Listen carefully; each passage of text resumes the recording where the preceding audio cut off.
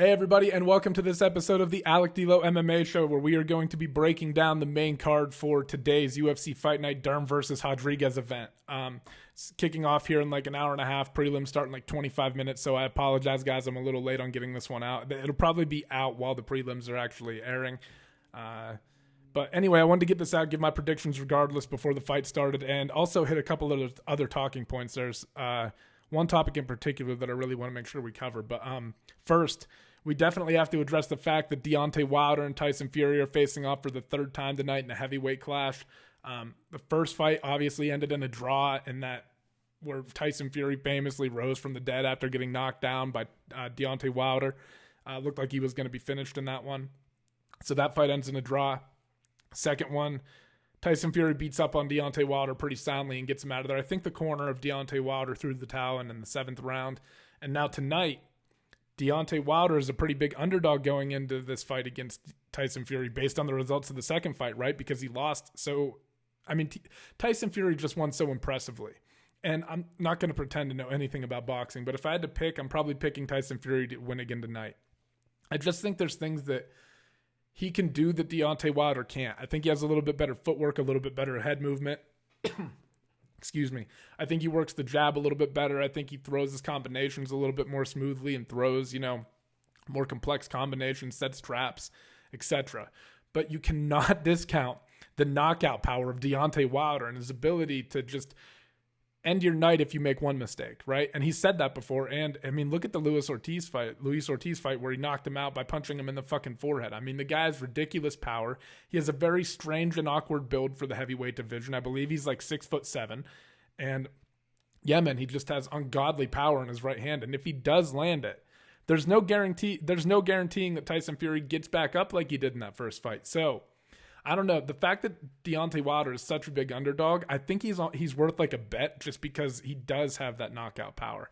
I think, though, one of the things that's going to kind of come into play is the mentality of Deontay Wilder. Like, you heard him making excuses for the last fight. And when that happens, when you get dominated like that, it's not what you want. You want accountability, and you want to know that he's going in and making corrections that he needs to, and that he doesn't think that the second fight was some sort of fluke. Like, he got outclassed. He got outboxed. And he's got to be able to deal with that and go back to the gym and prepare. And, he's probably not going to be able to bridge the gap in terms of pure boxing skill between himself and Tyson Fury. But what he can do is try to learn from the first couple fights and work on ways to create openings where he can land the power shot, because that's what's going to get him the win. He's going to win this fight by knockout if he wins, right? So hopefully he's been addressing that. I don't know. It's going to be interesting to see where his headspace is at tonight when he steps into the ring against a guy who just dominated him. Excuse me. Next thing I wanted to talk about was a pretty big fight announcement for the UFC. It looks like Giga Chikadze and Kattar are going to headline the January 15th bout in 2022, which will be the first bout of the year for the UFC, and a great way to kick off the new year for them. This is going to be a bout between two guys who I think have a lot of pride in their striking. Like, how sometimes when two strikers match up against each other, the one with the better grappling will end up winning, right? Because the striking's so close, they almost both don't want to take risks there, so the better wrestler ends up getting the win. I don't think that happens in this fight. I think they both have so much fucking pride in their striking ability and in their respective area. Like, Kattar is a really talented boxer, whereas Kattar is going to come in with more of a kickboxing approach, right? But I think that they both have just so much confidence and so much like pride in how good they are in their departments that they're going to want to test that against each other. And I think you see a stand-up war here for this main event. So great matchup for the UFC. I'm going to look forward to watching tape on that one, breaking that down, because like I said, two high-level guys going at it. One thing I did want to talk about that I know I'm a little late on addressing, but it was the death of Justin Thornton, stemming from his knockout loss to Dylan my goodness, his last name is Dylan Kleckler, after a bare knuckle FC bout in, I think it was August 20th, 2021. And the whole thing is tragic, right? But the first problem is the fact that the promotion even set this bout up, right? And we're going to break down why in a second here. But the real problem behind all this is the body that is sanctioning the event. And this event that took place in Mississippi was sanctioned by the Mississippi State Athletic Commission, right? This bout was allowed to take place by them. Ultimately, like, you can blame the promotion for setting it up and making the matchup, blah, blah, blah. But ultimately, these are the people responsible for what happened, in my opinion. You have to put some sort of blame on them, because when we break down, like, all of everything surrounding this fight should have never happened. All right, so let's talk about this.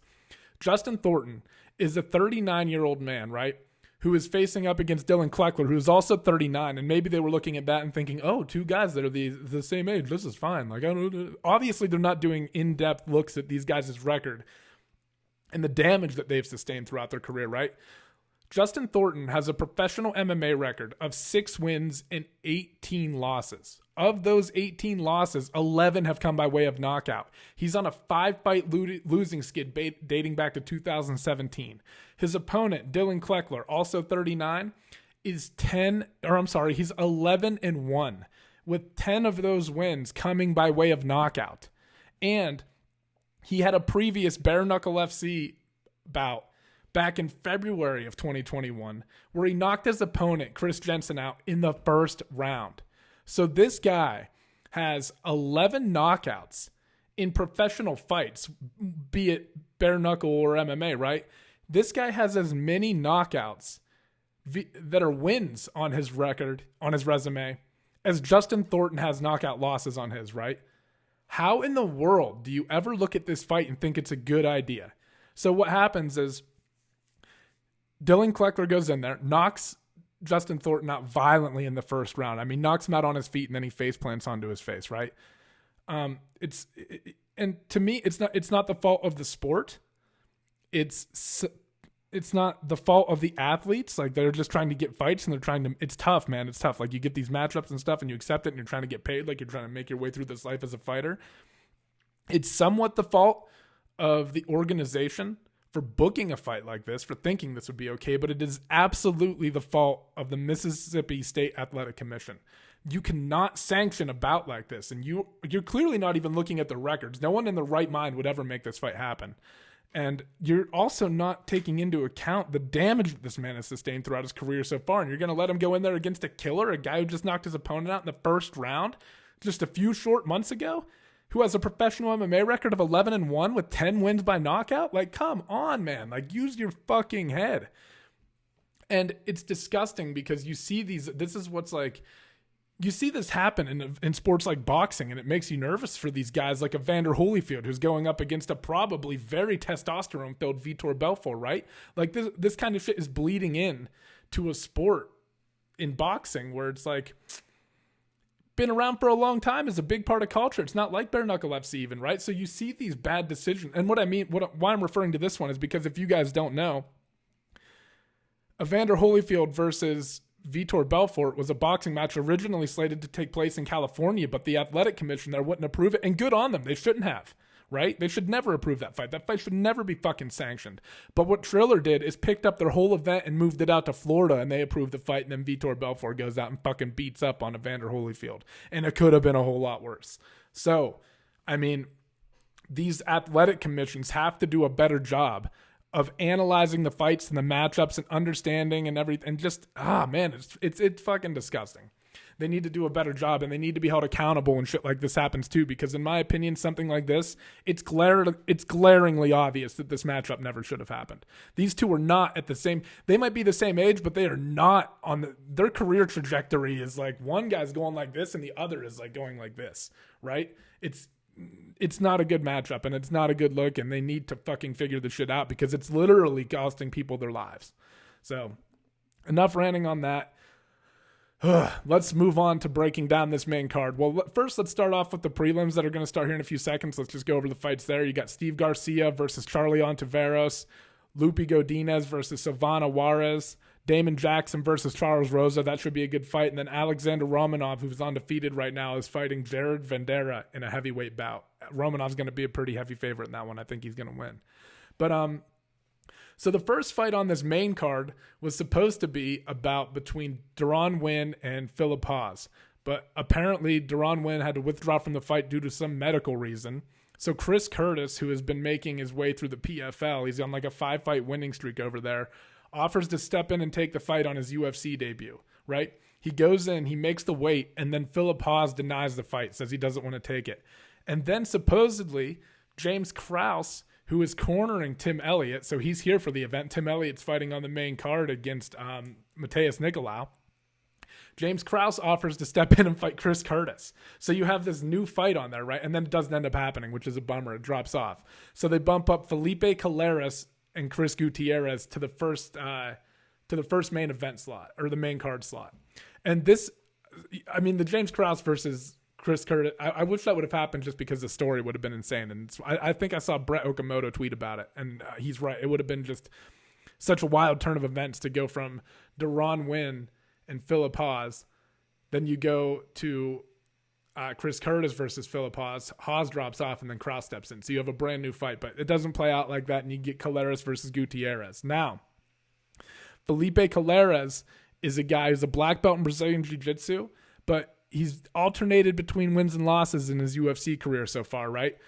First one was a loss against Geraldo de Freitas. Then he picked up a win over Domingo Pilarte. Lost to Montel Jackson, who's a very talented prospect at bantamweight, in my opinion. Not a bad loss. And then he beats up on Luke Sanders, who's the guy who struggles with his gas tank a little bit, right? Loses the first round of that one, and then I think went on to win the second and third. Now,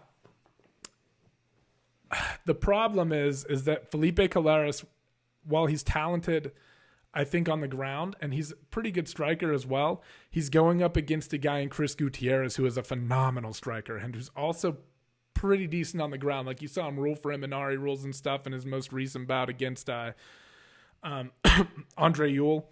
But you also just got to see shit that you got to see how fluid he was, how well he was setting traps, the pressure that he maintains, his understanding of distance and range and timing and everything. It's pretty expert level. He did struggle a little bit in the first round of his bout versus Cody Durden, especially. Like, Cody Durden got to his back and Durden wasn't able to submit him, but it also didn't really look like Gutierrez knew how to get out of that position when Durden was on his back. He did end up reversing it towards the end of the round, but I think it was more due to a mistake that Durden made in maintaining the back, if I remember. And then he did go on to that first round was a 10-8 for Durden. I mean, Durden dominated it, right? Just had his back basically the entire fucking first round. But then he did rebound and win the next two rounds, so that fight ends in a draw. I think that in this matchup in particular, it's going to be very hard for Felipe Calerus to get this fight to the ground. I think that a lot of the times when you see guys who are very good at, they're submission artists and they're good at jiu-jitsu, like I said, Calerus is a black. He hasn't found a finish in his UFC career yet, though. So that's another thing that's making me think Gutierrez is going to walk away with the win. I think Gutierrez picks up the win by knockout, by the way, via knockout. I think that he just does such a good job of applying pressure, and I don't think that there are going to be ample opportunities for Felipe Calerus to shoot and get a good takedown on him, right? I think that it's going to be I think Gutierrez is going to walk him down the whole time. I just don't see him hitting an explosive enough shot to get this fight to the ground. I mean, I'm not saying it can't end up there. Like, it's an MMA fight. They're going to end up in grappling situations and clinch situations and stuff like that. But I just think that Gutierrez is going to be the stronger guy in those situations. And also, I just think that, like, man, I don't think he's ever going to let Calerus get going, right? And when you look at Calerus' fight, like especially his one against Luke Sanders, when Luke Sanders was really teeing off on him in the first round and stuff and letting his hands go, you saw that Calerus would get frozen up in these, like, certain situations, right? When you could tell that he was confused a little bit by the combinations that Sanders was throwing at him. And I think that he's going to see a game with many more layers to it coming from Gutierrez than Luke Sanders, right? And not only are there going to be more layers to the striking and more variety in the attacks that he's going to see and more fluid head movement and just, you know, a little bit of everything, but Gutierrez is going to be able to maintain that pace over 3 rounds. And if Calerus is not able to change up the tempo and get this fight to the ground, he's going to have a major disadvantage. And I just think it's going to be a very difficult task for him to get it there. I like Gutierrez to pick up a win in this fight via second or third round TKO. I think for the first round, he kind of dots him up, pressures him, feels him out a little bit, and then I think that'll start to really wear on Calerus. And as the second and third come around, you'll see these opportunities get these windows kind of get larger and larger. And I think Gutierrez will capitalize on him and get Calerus out of there before the 15-minute mark. Next on the card is an interesting fight, I think, between Mariah Agapova and Sabine Mazzo. Now, Sabine Mazzo is going to have, I think, in this fight, a significant speed disadvantage. However, I think that her technique is a little bit more precise. Not a little bit. I think her technique is quite a bit more precise. I think it's a little bit more refined. And one of the things about Agapova is she comes out like a bat out of fucking hell. Like I said, she's going to have a major speed advantage and everything like that.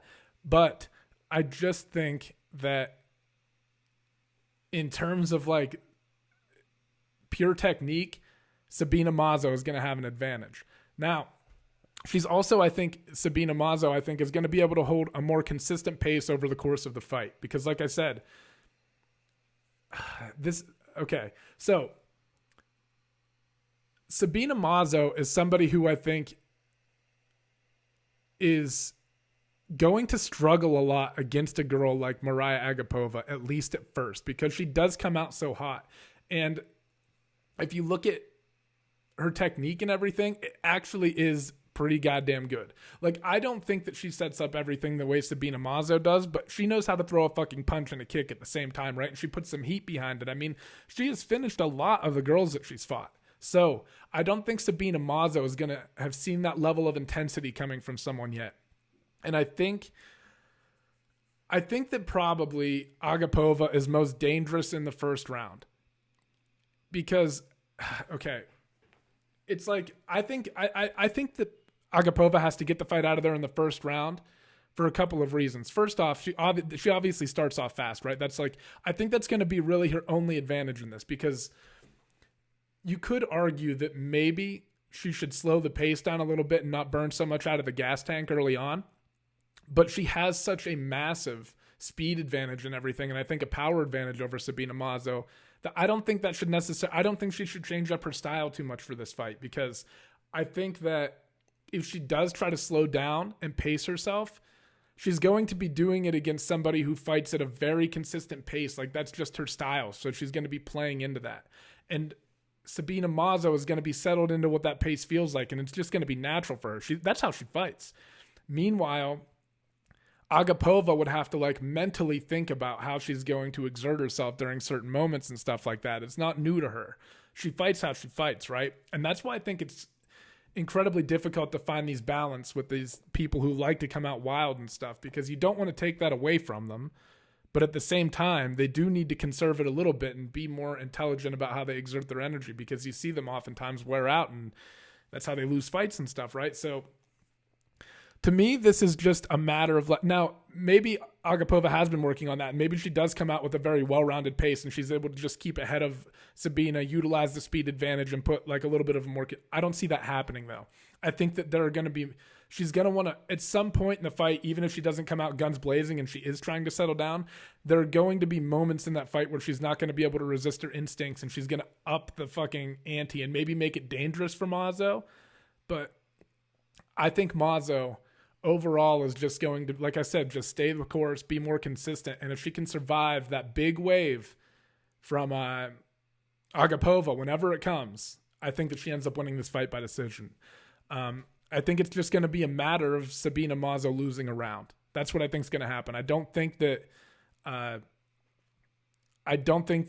Maria Agapova is going to be able to maintain the pace that she needs to pick up the win. Now, I do think that if she gets into one of these flurries and she does bring one of these waves on, that she can absolutely like catch Sabine Mazzo with something and knock her out. Like I said, there's going to be a significant speed advantage and a significant, I think, aggressiveness advantage in terms of for Maria Agapova, but I just think that Sabine Mazzo is a little bit too technical. I do think that Sabine Mazzo gets the win, but guys, I would not be surprised if Maria Agapova just comes out and starts fucking her up, right? Like, when she puts on a flurry, man, she's a dangerous, dangerous fighter. So it's going to be, this is an interesting matchup to me. You know, you get a little bit of a brawler against a little bit of a strategist, I guess. So, like I said, taking Sabine Mazzo, but don't be surprised if Maria Agapova pulls something off.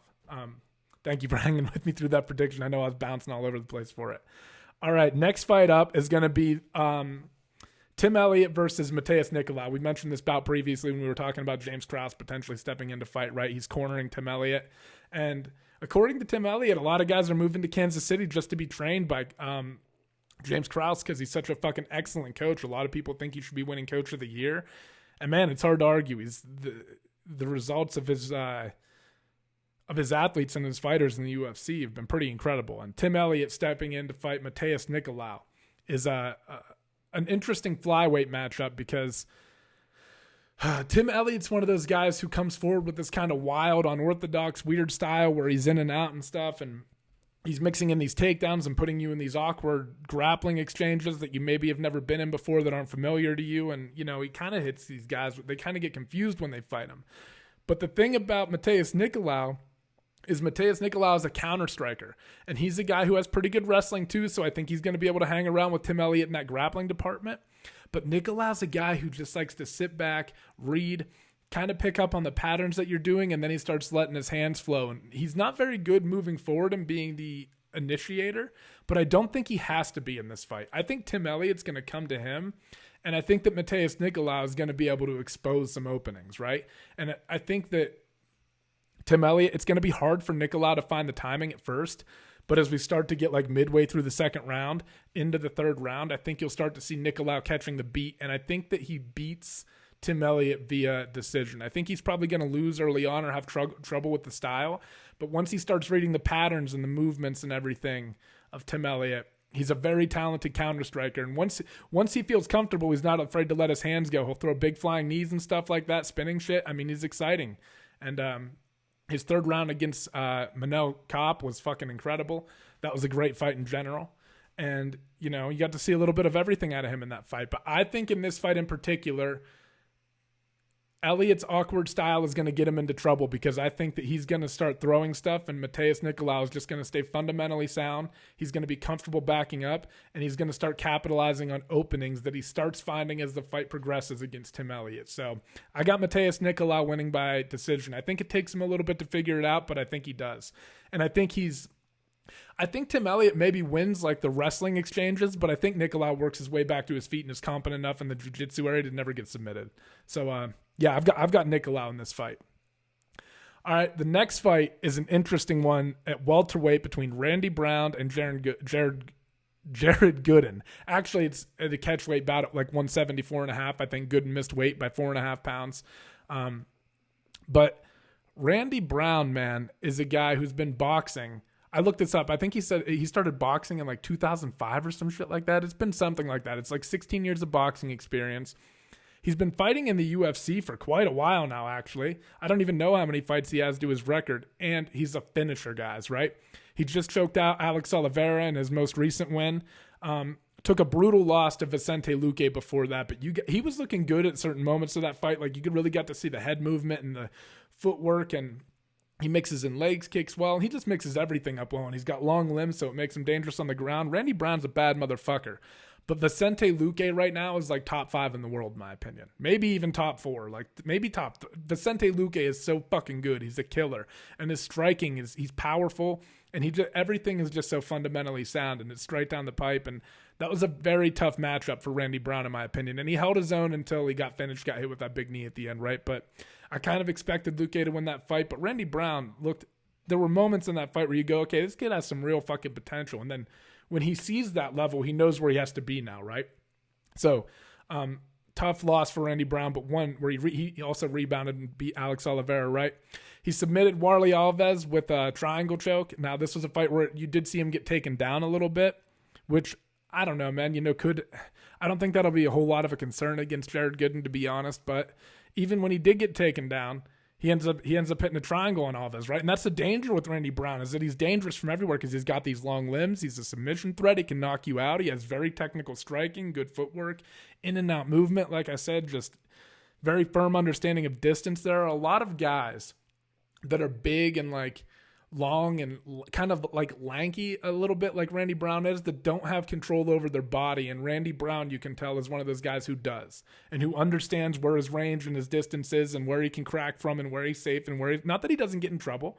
Like, he got exposed against Luque a little bit, but like I said, Luque is next level.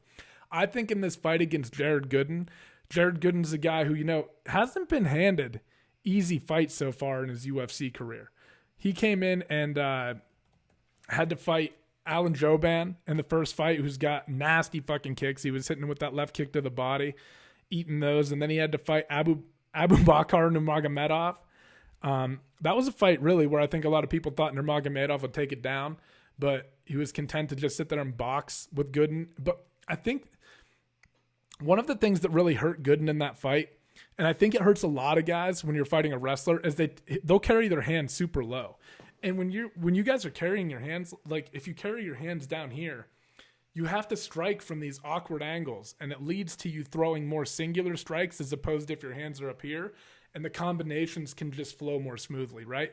So when guys are holding their hands down and they're fighting a wrestler, I understand that you're trying to prevent the takedown, but I also feel like it gives them a little bit of an advantage because now that your hands are down here, well, if a wrestler learns how to box a little bit, he's going to start dotting you up, and then your hands come up eventually anyway, and then you get hit with the takedown when your timing and everything gets busted. So I personally think that it's better to carry your hands at like a mid-level so you can still throw combinations and stuff, right? Like you don't have to have like a fucking crazy high, like you want to be able to get down to defend the takedown, true, but if you're taking away your ability to throw combinations, you're taking away the advantage that you have over the wrestler, right? And you got to be comfortable enough to throw knees and stuff up the middle to stuff takedowns as well and make them pay that way, hit them with uppercuts as you're backing up. Like, you have to have other ways. You have to have other ways to deal with the takedown so that you can still let your offense flow effectively, right? If you don't do that, it's going to be very difficult to win against wrestlers. Like carrying your hands down here and hoping to hit them with these singular shots is not going to work because they're carrying their hands high because they're not afraid to shoot on you. So their boxing gets opened up while your hands are low, and then they start shooting as your hands come up to defend. It's like fucking, people struggle with that all the time, and I really think that like carrying your hands low can be a bit of a disadvantage sometimes. Anyway, fucking rant over regarding that. But then he rebounds. He comes in his third UFC. So his first two UFC fights are no joke, right? Like those are tough fights. And then he comes in and picks up a win over Niklas Stoltz at UFC on ESPN, the Hall versus Strickland card on July 31st, 2021. So it's not like the guy doesn't have knockout power. I just don't think he's going to have the tools in the toolbox to beat Randy Brown. He might be able to catch him with something and knock him out, but I think that Randy Brown is going to have the advantage in nearly every department, right? Maybe not the power department, but from a technical perspective. I think he's going to jab better. I think he's going to have better timing. His range is obviously going to be much greater than Gooden's, and the variety that he's going to throw. He's going to be throwing front kicks to the body. He's going to be chopping up the legs. And one thing that you can do to Randy Brown, because he's so long, and that you've seen him struggle with a little bit, like especially in the Cowboy Oliveira fight, are leg kicks. Like you can chop his legs down, and that'll start to limit his movement a little bit, right? And it'll start to limit how much he's able to set things up with his footwork, because he's, and he's long, so the legs are there to be kicked. So, but I just don't know that Gooden has it in his arsenal to throw leg kicks like that are really going to impact the fight while staying defensively sound. Like I think that if he does fire off those leg kicks, Brown's going to be in touching him and making him pay for it, right? I just think that Brown outclasses Gooden in every department and probably picks up a knockout win in this one. I think it'll take a little bit of time. I think the strikes will start to accumulate, but then you see like when fucking Randy Brown cracked Oliveira with that right cross, man, he's got power, and he's so long that if he catches you on the end of his punch, the momentum by the time the punch gets there is, man, he's got a lot of power behind it, right? So he can crack too. But I just think that Randy Brown ends up like, it'll be an accumulation and an overwhelming barrage of attacks on the feet that leads to a knockout win for Randy Brown in probably like the second round, I would say. All right. Finally, we move on to the main event between Mackenzie Dern and Marina Rodriguez. Now, this is an interesting fight because obviously everybody knows that Mackenzie Dern is a very accomplished jiu-jitsu player, right? And you don't want to necessarily end up on the ground with her. Now, Amanda Hebos was able to nullify a little bit of her jiu-jitsu and stuff and really dot Mackenzie Dern up in the striking exchanges, right? But as a general rule of thumb, she's not somebody that you want to be fucking around on the ground with. And Mackenzie Dern is fighting Marina Rodriguez, who is a very gifted striker and has a very strong Muay Thai clinch. Speaking of Amanda Hebos, Mackenzie Dern loses to Amanda Hebos, right, via decision, but Marina Rodriguez knocks out Amanda Hebos in the second round with a big elbow, right? This fight is... I feel like this fight is very difficult to pick because if you look at Mackenzie Dern too, after that loss to Amanda Hebos, she kind of rebounds and starts coming back. And especially if you look at the fight against Jandiroba, Verna Jandiroba, I hope I'm pronouncing that correctly. You really got to see the hands improve of Mackenzie Dern. And in those close quarters situations where she's going to end up, I think, quite a bit with Marina Rodriguez, and where Mackenzie Dern is probably going to have to end up if she wants to start getting the fight to the ground, like she's going to have to get into these clinch situations up against the cage. You got to see some nasty, dirty boxing from Mackenzie Dern, shortening up her shots and really teeing off on Jandiroba in those situations, so that tie clinch might not be as readily available for Marina Rodriguez as she thinks, right? And if it's not there like that, and she's not able to do the damage and control in the clinch like she's used to, like I think Marina Rodriguez is long, but I think she's a lot stronger than a lot of the girls that she fights in this division. I don't think she's going to be stronger than Mackenzie Dern. And if Mackenzie Dern can start working that dirty boxing and use her aggression and her strength to start pushing things up against the cage, this could be a quick night for Mackenzie Dern and a quick submission victory for her. However, if Marina Rodriguez is able to survive, I think if Marina Rodriguez is able to establish the range and everything, regardless of the fact that Mackenzie Dern's striking looks much improved, I still don't think it's on the level that Marina Rodriguez is. I don't think that Mackenzie Dern wants to turn this into a fucking kickboxing match, right? But Mackenzie Dern just has to be effective enough that she can pressure Marina Rodriguez back against the cage with her hands so that she can set up the takedowns and stuff, right? I don't know, man. I think that if Marina Rodriguez can if she can survive a dangerous position from Mackenzie Dern, Marina Rodriguez has experience going 5 rounds in her bout against Michelle Waterson, which she won via unanimous decision, right? So she has this experience. If she can avoid being taken down, and if she is taken down, because I think it'll end up there inevitably at some point in a 5-round fight, if she can survive that first real submission threat, I think she'll be okay. But Mackenzie Dern's jiu-jitsu is so fucking rock solid and just so... It's going to be levels above anything that Marina Rodriguez has ever seen. Like Amanda Hebos, putting you in danger, taking you to the ground and stuff like that is not the same fucking thing as Mackenzie Dern getting you on the ground. It's different, right? She has a world-class jiu-jitsu. World-class, like top of the food chain for female jiu-jitsu. In terms of pure technique regardless of gender, right? Like, I mean, she's fucking incredible. But I think Mackenzie Dern gets the job done. But if Marina Rodriguez does a good job at stuffing the takedowns and controlling the clinch and doesn't let Mackenzie Dern get going with the dirty boxing and stuff, which will end up leading to the takedowns, I think that Marina Rodriguez, if she doesn't get submitted, I think she wins this fight. I don't think that, well, you might see Mackenzie Dern out-wrestle her too, but I think that if it goes the distance, it's probably because Mackenzie Dern had trouble finding her way in and landing strikes that led to the takedowns, right? Like pressing it up against the cage. I think you might see her struggle with the distance management a little bit, kind of like she did in the Hebos fight, But I don't know. Final prediction, I kind of think that Mackenzie Dern is just she's going to have good enough boxing, good enough fundamentals on the feet that she can get it to the ground where she specializes. And then once it's there, she's going to be so many levels above Rodriguez that she's going to be able to get her out of there with some type of finish. So, final prediction, I'm going Mackenzie Dern. I'm going second round. I'm going second round submission win.